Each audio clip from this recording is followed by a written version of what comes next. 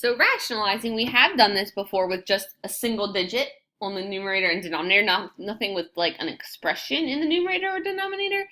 So let's first talk about what a conjugate is. So a conjugate is used to try to produce a rational number. So when you guys use these two conjugate, what happens is it eliminates the radical.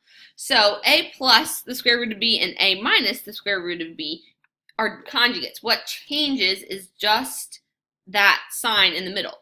The a value, that number value stays, the b value stays. It's just that if it were a plus in the middle, now it's a minus. If it were a minus, the conjugate would be plus. So, with that being said, we're going to need to use conjugates for 6 and 7, but for 4 and 5, the square root of 5 over the square root of 2. So I'm going to split these.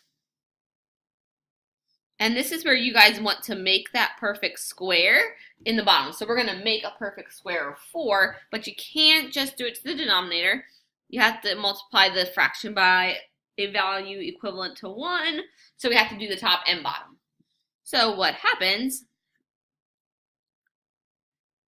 is you get the square root of 10 over the square root of 4, and that square root should be a perfect square now in the bottom. And then you guys are done. It's rationalized when you have no radicals left in the denominator. So why don't we look at number 6? So 3 times 7 plus square root of 2. So we can't just multiply by the square root of 2.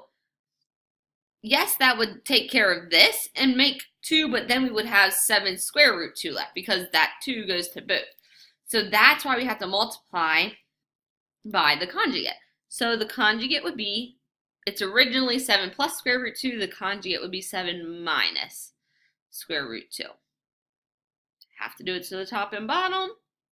So on the top, that 3 would go over there to both of them. So 3 times 7, 21. 3 minus square root, or 3 times negative square root 2. 3 square root 2. So on the bottom, if you guys really want to, we could do a generic rectangle. We can do it for the first time just to kind of show you guys what happens.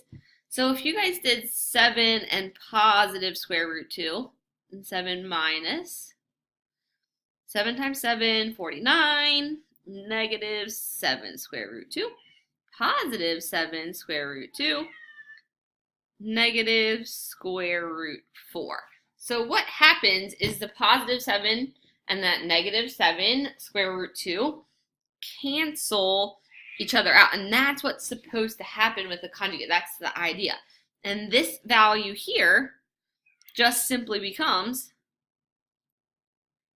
negative 2. So the whole bottom of this fraction becomes 49 minus 2.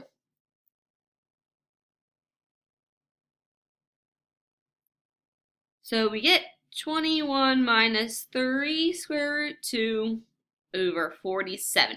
You do always want to check and make sure that those 3 coefficients, those constants, can't be reduced by anything, but they can't. Nothing goes into 21, 3, and 47, so you guys are good. that is in simplest form. There's no roots or radicals left in our denominator.